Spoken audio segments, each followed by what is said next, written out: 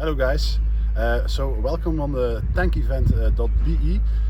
It's a big tank fest in Zulte or Oeselgem actually, the place where I live. So I co-organized this event. Well, I organized the Militaria show, and of course my friend Jan organized all of this. We have a unique event in Belgium. More than 15 tanks are here, which most part are tanks from the Second World War. It's day 2 now. It's a Sunday morning. Time for an interview, of course, with you guys. You can already see the turf here. If you turn around, the turf has been well driven yesterday by all the tanks here. Reenactors are here as well. You can see some of them here and there. It's a beautiful event, and it takes me back in the times I used to go to England to the War and Peace show. Well, this is actually the start maybe of something new, something bigger that has the same vibes as the War and Peace show used to have. Well, we had a good show yesterday, about 4,000 to 5,000 visitors on the first day, so expecting hopefully the same amount of visitors today for some good sales as well. I'll show you around the Militaria show a bit later, but let's watch some of the vehicles. I'll show some shots of the vehicles we have here today as well. So let's take a look.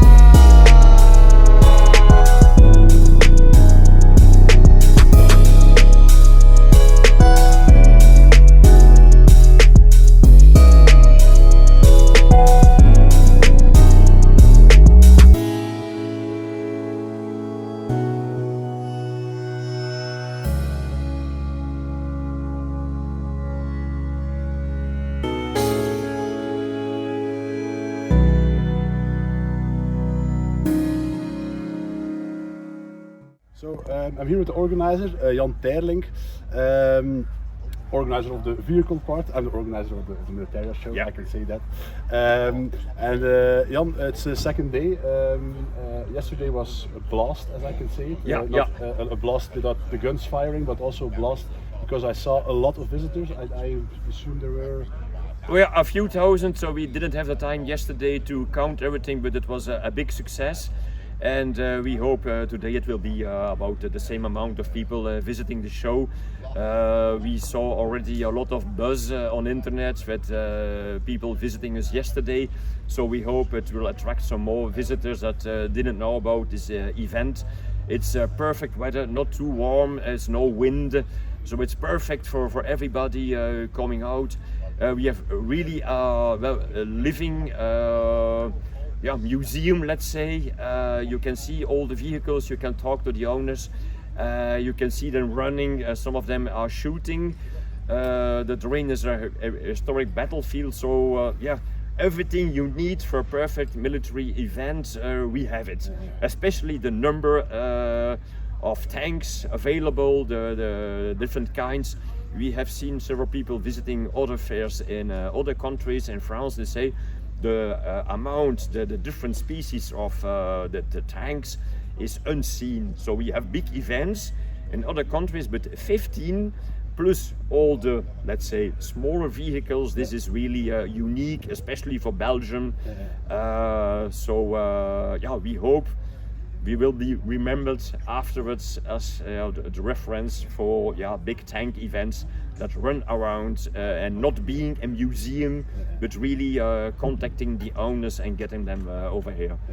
So you said already, you live both here in the region as well. This is a historic battlefield. What can you say about the area here? So the battlefield itself, so at this part where we are standing for the moment, was part of a city called Zulte. The river Lys was just behind us at 10 meters. That's where actually where all the tanks are running now. It used to be a river. Yes. And the other side, so let's say about 40 meters from here, was the West Flanders, the city of Oeselgem. This part the Germans were approaching in May 1940 to cross the river. But 2-3 years before, the Belgians made a canal 1 kilometer further, behind us, and the Germans thought, we have crossed the river, the Lys. Then the Belgians at the other side of the river began shooting with the guns to destroy the bridges. So the Germans were stuck with a few hundred soldiers between two rivers, the old one, the original one, and the new one. So it has been a battle during about 3 days. The only goal was to keep up the Germans as long as possible, so Operation Dynamo could be successful. So after 3 days that we got, the Belgians got the message from okay, it's done. They left the positions, so the only goal was to keep up the Germans. They couldn't approach Dunkirk by the shore, by the coast, the Belgian coast. So there were heavy battles, length about 15-20 kilometers, many civil casualties. So the Germans took revenge because they lost so much people in a place that didn't foresee to get such counter-attack of the Belgians. So this is really, no matter if there's also a monument to remember all the civilians that were killed. There was a military cemetery a little further where the Belgians are buried. So this is really maybe a small battle, but really important in the history of the first days, weeks, the Second World War, to Dunkirk, that all the Allied forces could go back to Britain. Okay. Then a little bit more about the vehicles here, Jan. You've been preparing this for about 2 years now, because 2 years ago was the last edition, a bit smaller. Now it's 2 days, a bit bigger. We've been in contact during the last 2 years, and you've been a very busy man the last weeks. I don't think you saw your bet the last. No. This is so. But what is the biggest challenge for an event like this? The biggest challenge, so the terrain was already, so we have a small group, about 10 people, our organization, and one of them is the owner of this terrain. This is the biggest thing. You have to find a terrain, you can organize it. This is the first thing, but the biggest issue always is the transport of the tanks. So in Belgium, exceptional transport, everything that passes 44 tons can't take the highways, so we have to take the small roads. And to get 15 tanks, all of them are 2 exceptions, needs exceptional transport. This is a big issue.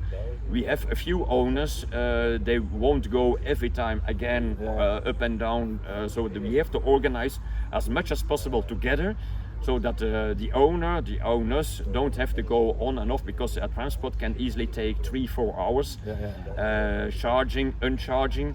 And so I was already the beginning of this week, before the event was, before anything was happening, I was already talking to the transport company to arrange the pickup to go back to the warehouses, the stocks where they are displayed or not, your private collections.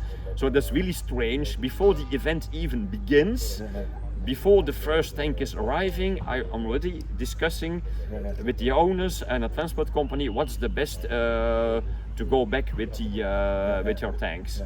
That is, you have to find a transport company reliable, that flexible. If something happens, that they can adapt the schemes to get everything on site. This is really always the biggest goal. Find a good transport company, reliable, flexible, and then all the rest. Once you have a few tanks, then you get calls from, can I also come with my Jeep? This.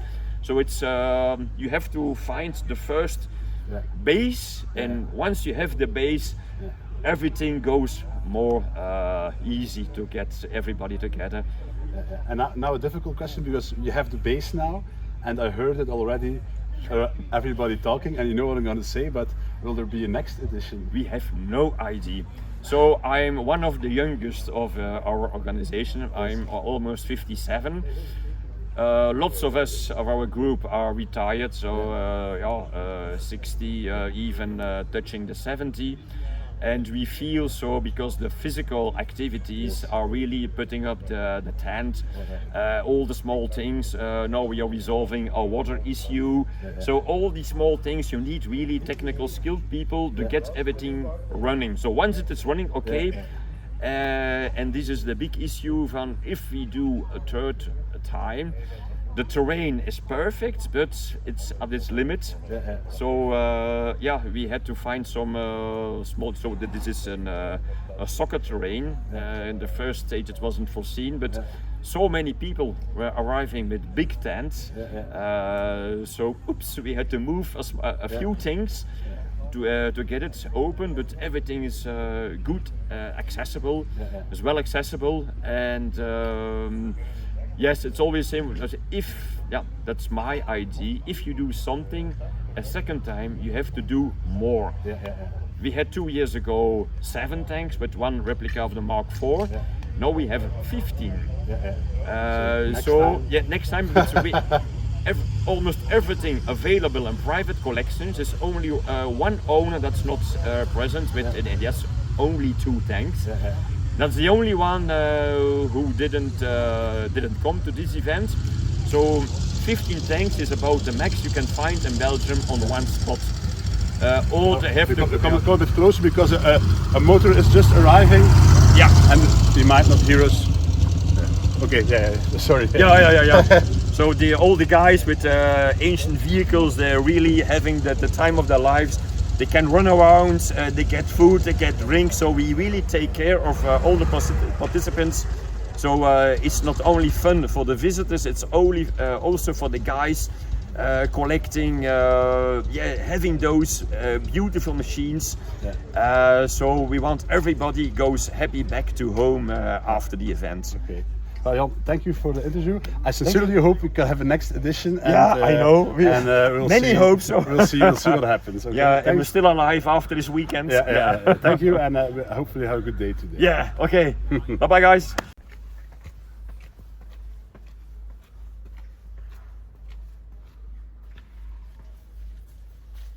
So here we are on the old bridge that used to go over the Lys River. And as you can see here, this house was actually a storage for corn, and you can still see actually the bullet holes from the battle here still present. So it's a classified building, and of course you can see the war damage still being present there. So the river used to run underneath us, and this particular building used to get corn out of the boats. and store it right over there. And if you turn around on the bridge here, you can see there the tank event. Actually, so on the terrain, what used to be actually the river, and they filled it up, and makes a nice ground, of course, for the tank event.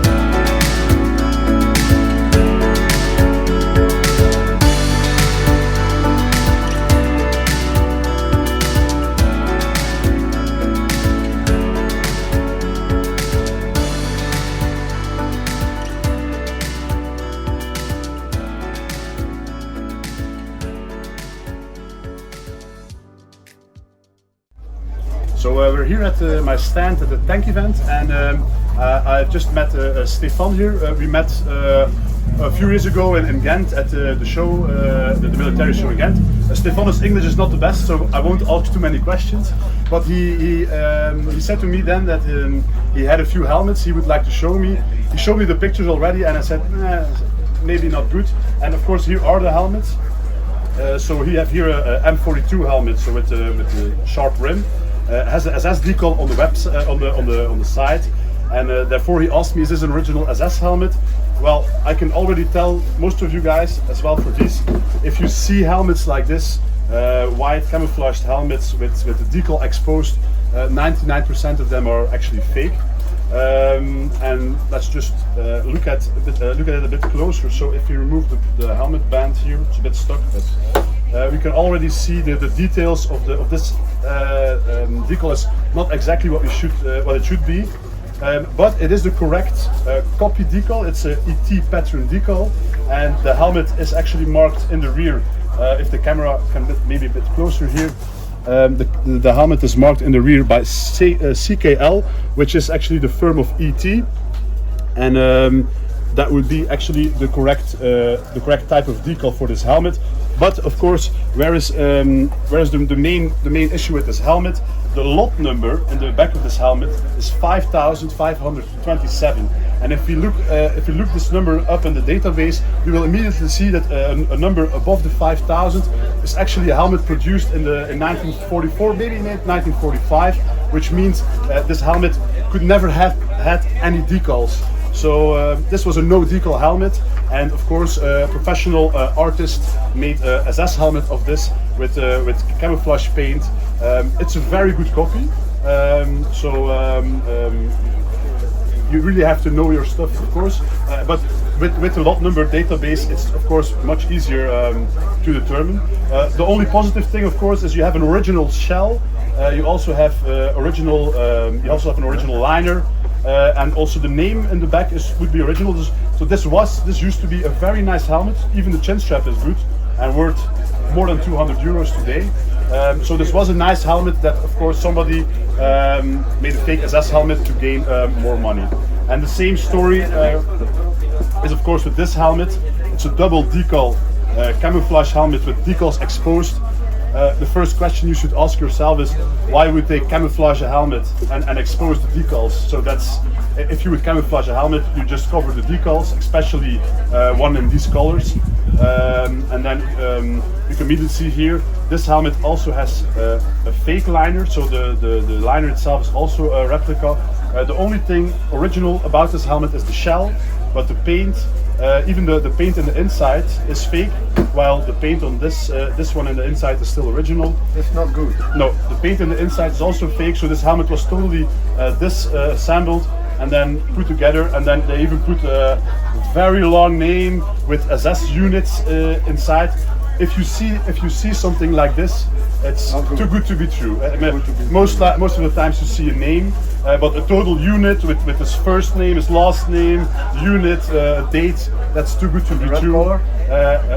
So it's of course, too good to be true. So I'm very sorry to disappoint you, but I hope you learned something, and our watchers on YouTube also learned something. I'm not a lucky guy.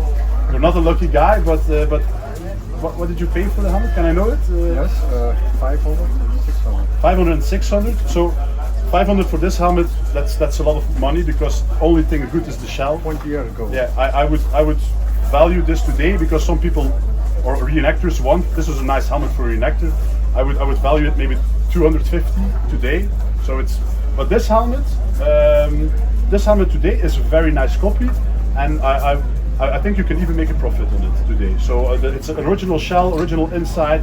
I would value it about 900 euro today, because it's a nice copy. It has a correct replica decal on it.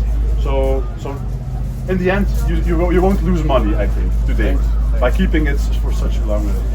Okay. So thank you for showing me, and I hope you learned something. Yes, thank you. Okay. Thank you very much.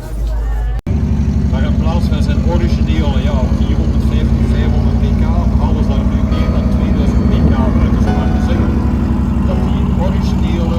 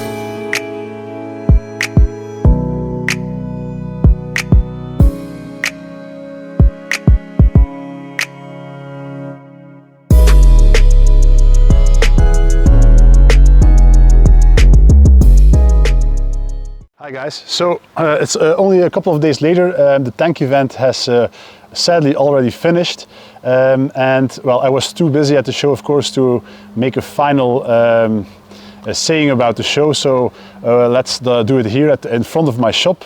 I did not manage to get a tank to do this last interview, but I managed to put out my 1951 Willys Jeep. So to have the video in the same environment as of course the tank event. I do apologize on the tank event. I forgot my microphone, so if the interviews are not super clear, well, I apologize in advance. Sometimes I keep forgetting stuff, of course. The tank event was a great success. I think we had about roughly 7,000 visitors over the weekend. So it was a huge success, and I already talked to the organization, and they will try and do a third edition maybe in 2 years. It's not certain yet, if it will be certain, I'll make sure to keep you guys posted on a third edition. Now, of course, I did find some nice items on the show, and I'll present them to you now. So the first item I actually got is this super nice Schwimweste.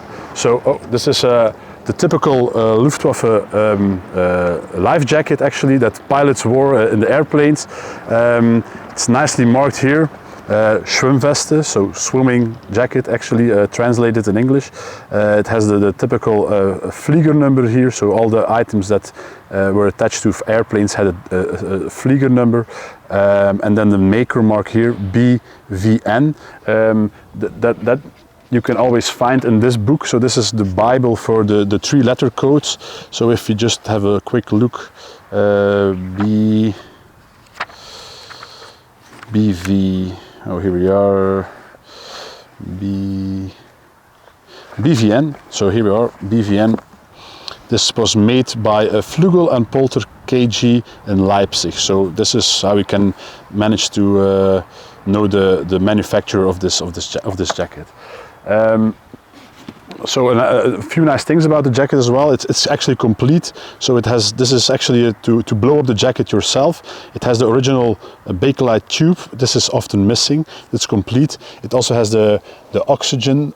So this is, of course, if you don't want to blow it up yourself, this is oxygen that can get inflated into the jacket. It still has the original text as well on there. And all the Bakelite release button is here. And of course, a thing that is often missing on these jackets as well are the straps. So always look, this is the middle strap. Middle strap consists of a big strap and a small one, the waist strap, and then the closing straps as well. Always check if the ending is nicely stitched together like this. So a nice complete Luftwaffe life jacket.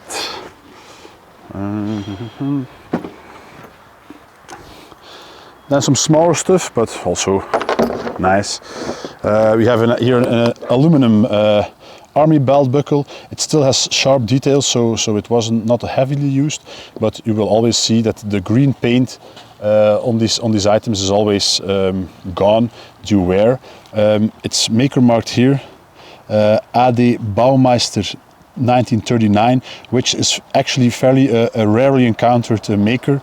It's not one of those manufacturers you often see, so it's quite a nice variant for people who collect buckles. And you will also see it has the matching maker mark on the buckle itself, right over here, and also the matching date 39 right over here. So nice buckle for buckle collectors. It's a variant you don't often see. Then here, this is a parade buckle. So for people who don't know the difference, I'll just pull it off. 1 second. So this is a combat aluminum belt buckle. This is a parade buckle.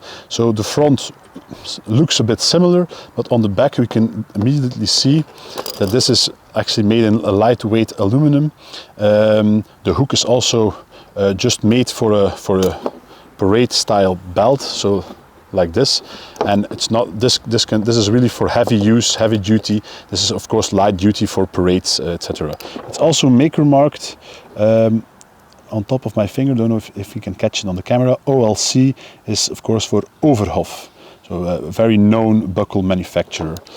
So the parade buckle with the matching parade belt. So this is a standard non-combat belt with the typical hook. So this belt could be used for parade, Hitler Youth, any other political organization. So standard non-combat belt that goes with the buckle. Then here we have a pair of Y straps, standard army Y straps. Always be careful, people. This last piece was often missing after the war. I don't know why.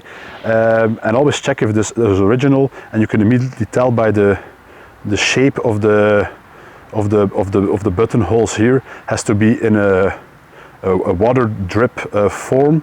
And if it's straight with a dot, it's an Austrian strap, a replaced Austrian strap. So this is an original World War II German back strap. And then of course we can always try and look for maker marks. Sometimes they're maker marked here, sometimes they're maker marked here, sometimes they're maker marked here or here. And in this case, let me check. Here it is. It's maker marked here. Hans something. Hans, I can't, very hard to read, but it's Hans Deuter. Hans Deuter, 1942. And then also the name of the town where it was made, that's difficult to read. So look, these straps can be marked on various type of places. Now it's marked here.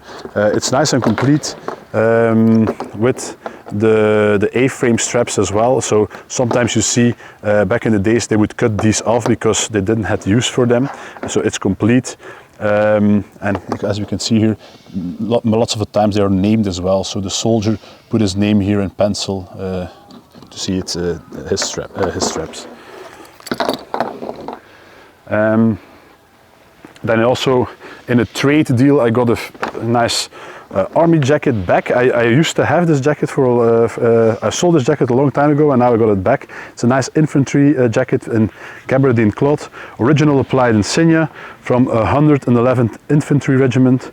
There is a bit of moth damage here and there on the insignias, not really on the cloth because this type of cloth, the moths didn't like to eat that, but you can immediately see on the wool based like the eagle and the wool piping here, a bit of moth damage, but it's all original, you know. That's for me is more desirable that this has not been a jacket with replaced insignias after the war. You can also see here on the collar, the stitching is of course the same type of thread as the construction of the collar itself. There are no other traces of previous insignia there, so it's a really untouched officer jacket with original insignia.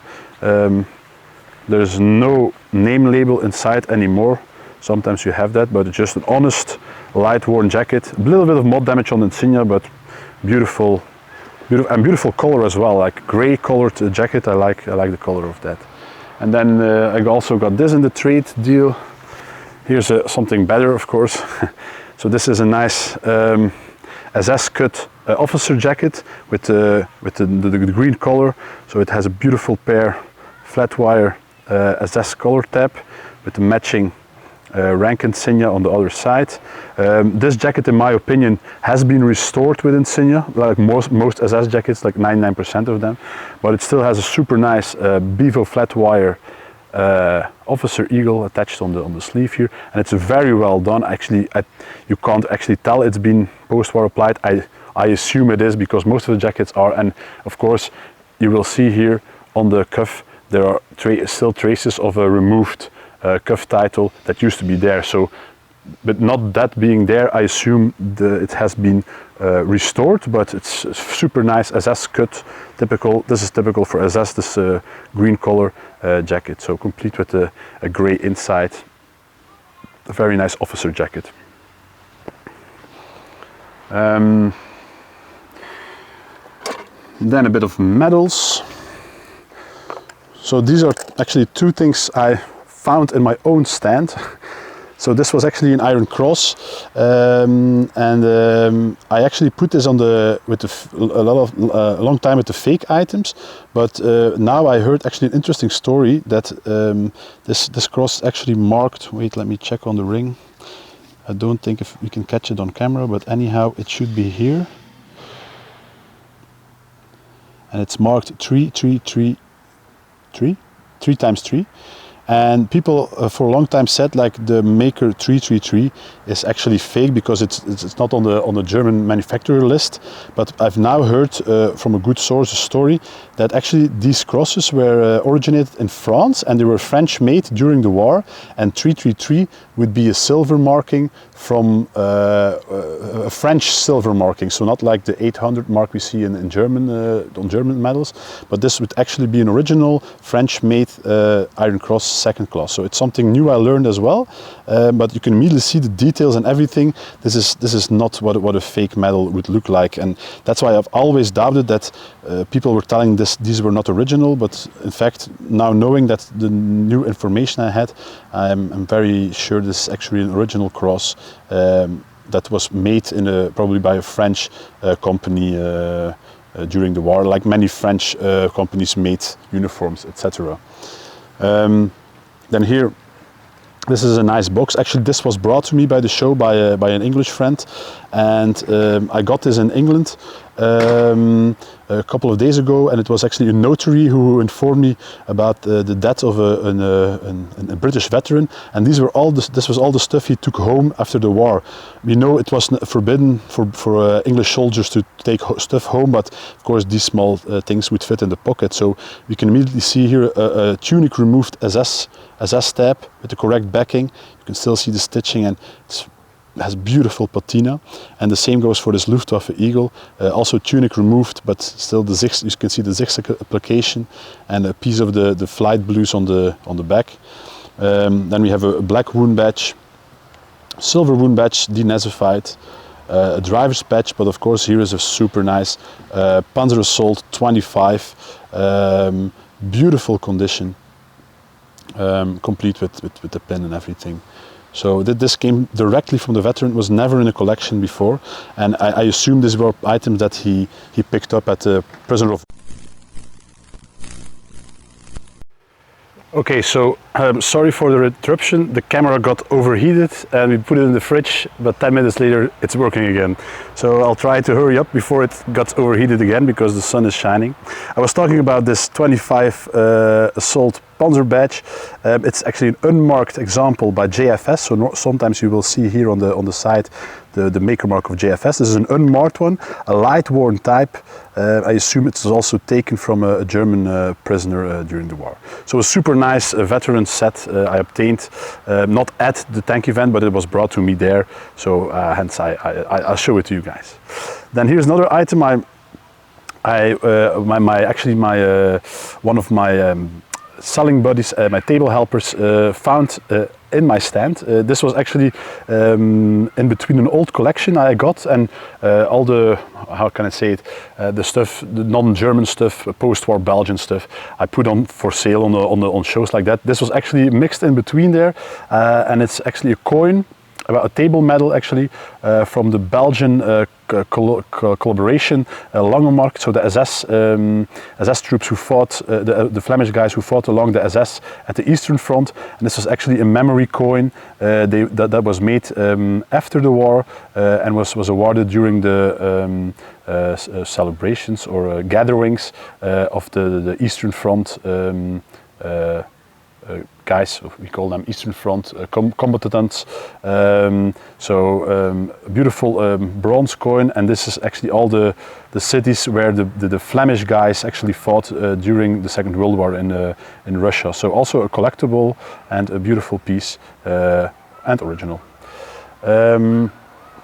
Then last but not least, they're now a few days behind the tank event, and just today somebody called me who took my card at the event itself from the area. He said he had a German helmet laying around, and he brought it to me at the shop, and as we can see here, beautiful single decal M35 helmet.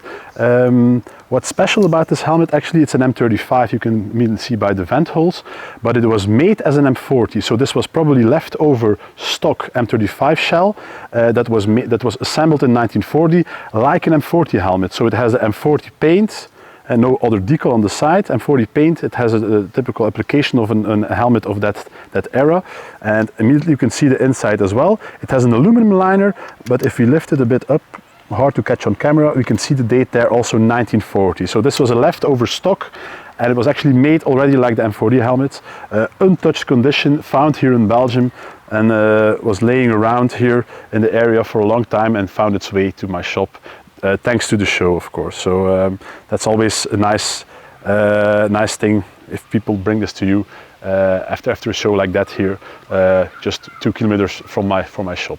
So I hope, guys, you enjoyed the movie. I hope you learned something new as well at the end of the movie.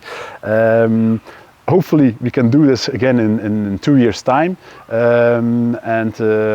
if that's the case, I will of course inform you. So thanks for watching. Don't forget, as I always say, if you haven't done so, subscribe on the channel. Like this we can reach more and more collectors and spread the word of original Militaria. So thanks for watching, and see you for the next video.